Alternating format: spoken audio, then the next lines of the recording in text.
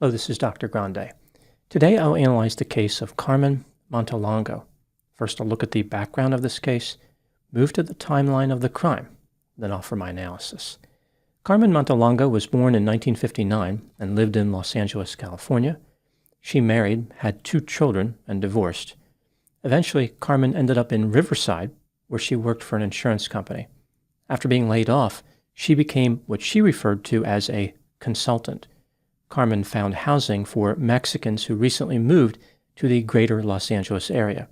It's possible that some of her clients were documentation challenged. Carmen also maintained multiple romantic relationships with older men who could have been referred to as sugar daddies. In the summer of 2009, Carmen answered an ad for a room for rent in a house in nearby Diamond Bar, California. The 1,500 square foot 4-bedroom house on Meadowfall Drive was owned by a man named Samuel Wiggins. He had been born in 1948 and grew up in Compton. Both his parents died when he was 9 years old. His father was killed in a motor vehicle collision, and his mother died from breast cancer. Samuel served in the Army in the late 1960s during the Vietnam War. After returning to California, he worked as a subcontract administrator for Boeing. Carmen was not happy with the room that Samuel had for rent because it did not have air conditioning. She decided not to rent it. However, the situation still managed to heat up. Samuel repeatedly contacted Carmen, asking if they could go out on a date. Eventually, Carmen agreed, and the couple formed an on-again, off-again romantic relationship.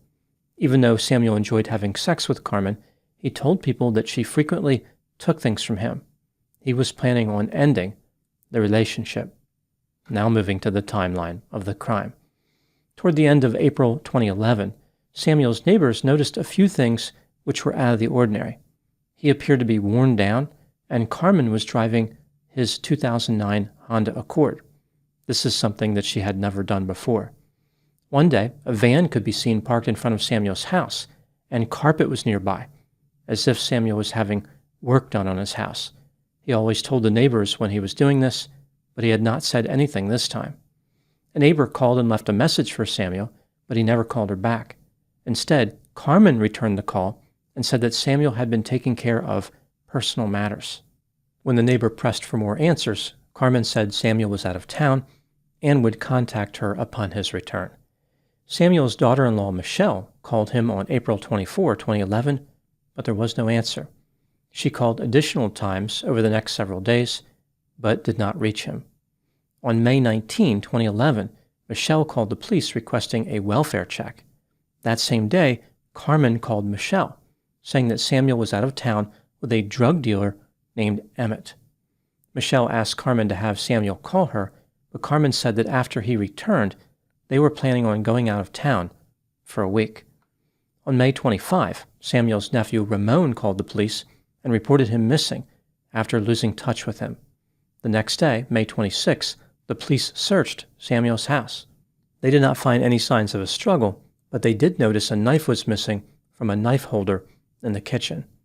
3 days later, on May 29, 2011, Carmen drove to a house on North Holmes Avenue in Ontario, California, which was rented by her cousin, Matthew Bell. She said that if Matthew, his girlfriend, and his brother left the residence for an hour, she would give them $100. They agreed to this arrangement and left the house, but came back right away after realizing Carmen never gave them the money. They noticed a man digging in the backyard. Carmen and another man were nearby. Carmen panicked after seeing Matthew and said something to the effect of, "I will give you $5,000 each to help me. Help me get rid of him. I need to get rid of it." Matthew went into the backyard and saw Carmen put human body parts into a 30-gallon wheeled trash can. He vomited, walked away from the house, and called 911. Matthew told the operator, "I'd like to report a murder." He also mentioned that the smell was unbearable. As Matthew was on the phone with the police, Carmen followed him down the street, pulling the trash can behind her. Again, this trash can contained the body parts. Matthew flagged down the police officer who was responding to the call and directed him toward Carmen. At this point, she was walking on the sidewalk with the trash can. When the officer approached her, Carmen froze and stared at him blankly. The officer noticed that Carmen was covered in dirt and had the strong smell of death. There was a sweater on top of the trash can. When it was removed, a human torso and legs were visible. Carmen Montelongo was placed under arrest, mostly because of the murder part. Initially, the police believed that the remains belonged to Samuel, but they could not identify him from the remains in the trash can.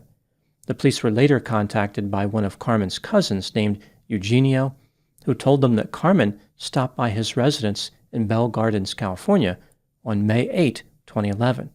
She left 2 plastic pots with plants in them, saying that she would pick them up later. The police went to Eugenio's house and found a human head and arms in the pots. The remains were identified as belonging to Samuel Wiggins. An autopsy revealed that he had been stabbed 22 times in the back and 2 times in the chest. In Samuel's house, blood spatter was found on a bedroom door. The DNA was matched to Samuel. The police believe that Carmen murdered Samuel sometime around April 26, 2011, because from this day forward, his regular internet activity had stopped. She dismembered him and buried some of his body parts in the house rented by her cousin Matthew. On the day Carmen was arrested, she was trying to retrieve those body parts to move them somewhere else. Over 3 years later, on August 7, 2014, Carmen went on trial for first-degree murder. She testified in her own defense. Here is the story that she supplied. Carmen claimed that although she spent time with Samuel, they had never been in a romantic relationship. One time in early May 2011, she was at his house taking a shower. When she stepped out of the shower, Samuel entered the house and pushed her into his bedroom. At this point, he conducted an assault of a sexual nature. Again, this is what Carmen was alleging. Carmen managed to get away and drove to her home in Riverside. She took another shower and tried to forget what happened. Her failure to call the police could be explained by her belief that the police never did the right thing. During this period, Carmen had been spending time with an 85-year-old former lover named Jacques. He must have murdered Samuel after hearing about what Samuel did to Carmen. In the first or second week of May, Carmen visited Samuel's house and found him dead and dismembered. She disposed of his body because she wanted to protect her former lover, Jacques.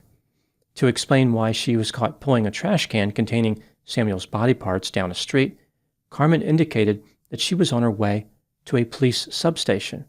Investigators had asked her where Samuel was, and she was about to give them an answer. She was arrested before she had a chance to reach the substation.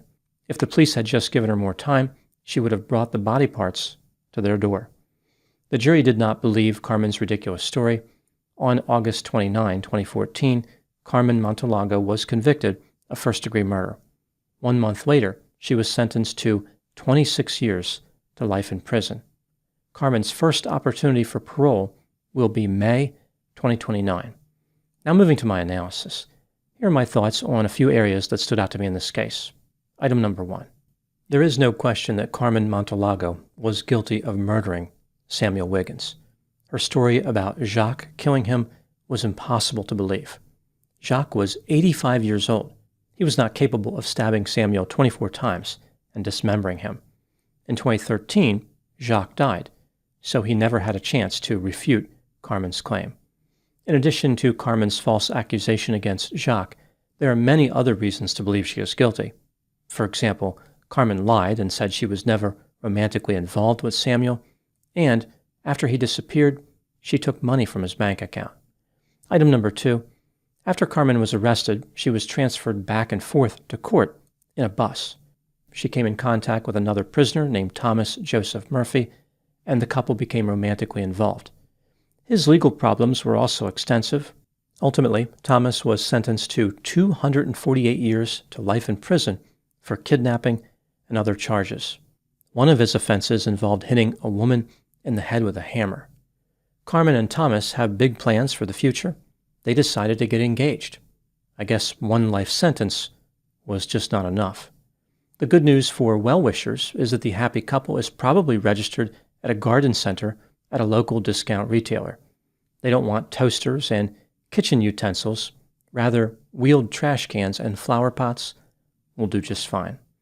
Item number 3, what do I think happened in this case? This is just a theory, my opinion. Carmen Montelongo was self-centered, impulsive, irresponsible, manipulative, deceptive, materialistic, greedy, opportunistic, unsophisticated, cold, callous, had a sense of entitlement, and was exceedingly creepy. She made a living by getting money from older men with whom she had sex. These relationships were not framed as sex work, rather she led the men to believe they were in a genuine romantic relationship. They didn't know about the other men that Carmen was dating. She strictly controlled her interactions with her lovers so they would not find out about each other. For example, they were not allowed to visit her house in Riverside without permission. The man who she falsely accused of committing the murder, Jacques, had been in a romantic relationship with Carmen for 20 years. His family members had repeatedly told him that Carmen was bad news, but he simply could not give up the sex. Toward the end of his life, he was essentially homeless as Carmen was cashing his checks from Social Security. Just like Jacques, Samuel Wiggins found himself trapped by sex. He told a friend of his that he liked Carmen's large breasts. Therefore, he was willing to tolerate her negative characteristics. Samuel was generous with Carmen. For instance, he paid for her daughter's college tuition. Ultimately, however, the cost of obtaining sex was simply too high for Samuel. It was costing him an arm and a leg. Little did he know this was literally his cost. After the murder, Carmen underestimated how many friends and family members stayed in regular contact with Samuel. She did not realize how it would not take long for people to notice him missing. Out of time, Carmen became extremely desperate. This led to her being caught with the trash can containing the body parts. Throughout her life, Carmen had experienced tremendous success with manipulating people. She believed this would extend to her experience in court. In her mind, the jury would believe whatever story she happened to fabricate. Fortunately, they didn't buy her story, and Carmen will enjoy a magical prison journey. Those are my thoughts on the case of Carmen Montelongo. Thank you so much for watching. I'll talk to you soon.